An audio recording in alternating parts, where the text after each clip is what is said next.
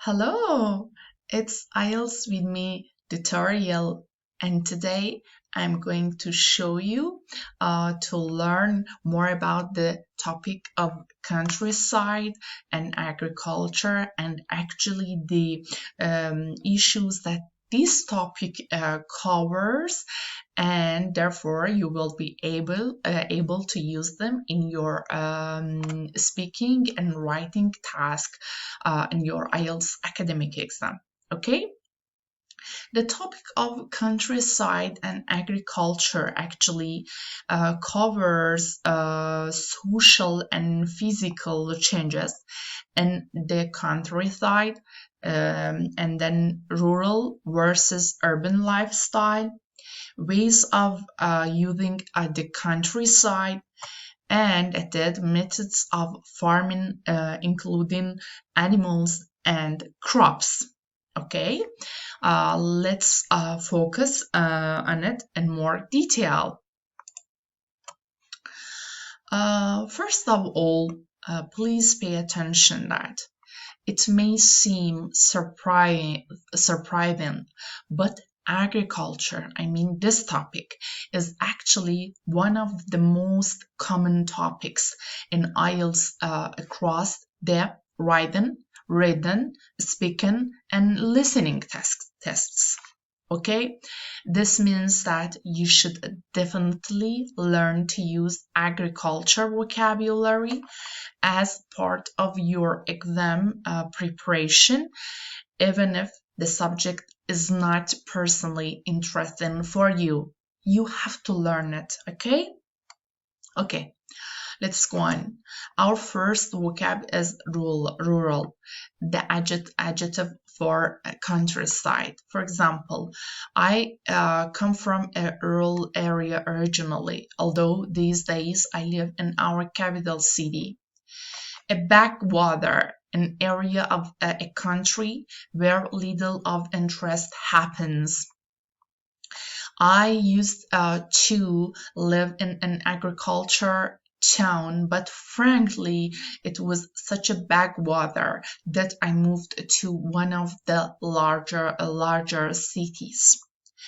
Rural depopulation. It's important. The long-term trend for people to migrate from the countryside to cities, leaving the rural areas with few people. For example, rural depopulation can cause huge problems with local infrastructure, as there aren't enough people to run the services and transport. Okay, rural depopulation actually is a essential issue these days. Another great vocabulary, high-level vocabulary, and its frequencies is actually high. Country dwellers, people who live in the countryside. Its opposite is city dwellers, people who live in cities, unfortunately. Country dwellers, okay, they live happily in rural side, okay. For example, my parents were country dwellers when they first married, but now we all live in a coastal town. A scarcity, a lack or a shortage of something. The worst problem I experienced in a countryside was a real scarcity of sports events and music festivals. A great sentence, you can use it, okay? Rural unemployment, rural joblessness. Joblessness affecting rural workers specifically. In particular, rural unemployment has been ameliorated, has been improved, has been enhanced by innovative internet startups. Rural poverty, being extremely poor in the countryside. Rural poverty is a long-term condition situation exacerbated, being worse by lack of infrastructure and training. Material considerations, concerns, issues related to money, monetary subjects, and material possessions. You can't only think of material considerations when deciding who to marry, I feel. Is it important these days? I don't think so for the majority, actually. An abundance, a very high level of supply or availability of something. In the mountains, there is an abundance of white flowers and goats. Wildlife, animal living naturally in the wild. It's surprising how much wildlife you can see in the suburbs in Australia. I hope that one day we will go and visit. I hope so. Forestry, the industry of growing and cutting trees. When I graduate, I went to work for a responsible forestry company. Water bodies, inland areas of water. Pardon me. Yeah. Water bodies, inland areas of water. Rivers, lakes, reservoirs, lake, stream, waterfall, rivers, sea, pond, glacier, and so on, okay? For example, my country is very red and dry. It's very dry and has almost no water bodies. Subsistence. This vocabulary has high frequency. You have to learn it and use it.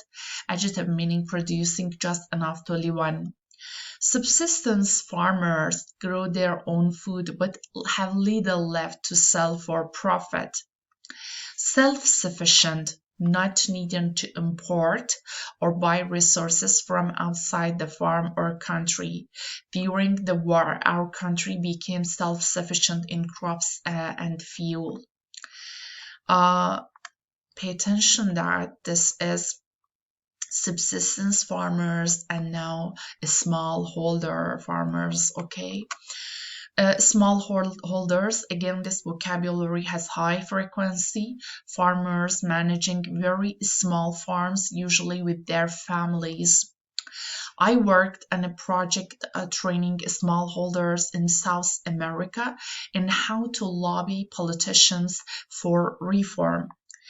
Lobby here means seek to influence a legislator, an authority on a specific issue, okay? Seek to influence means try to persuade those authorities. The wider economy, the national economy in a country. My business is growing despite the decline in the wider economy. To affect used for specific problems and diseases.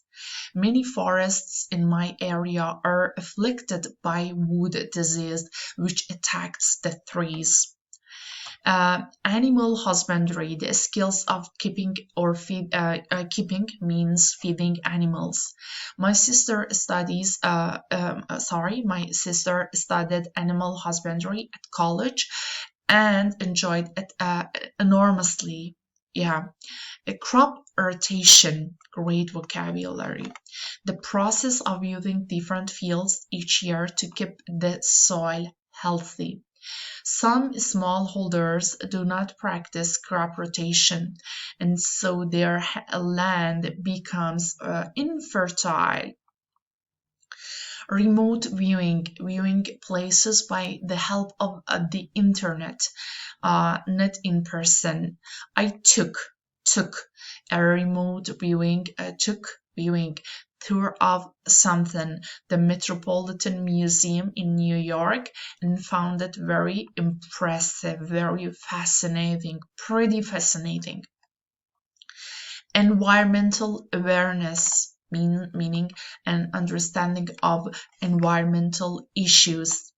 For example, knowing and learning about carbon footprint, waste, hierarchy, resource, how to manage resources, identifying workplace waste and resources, and knowing more about environmental legislation, for example.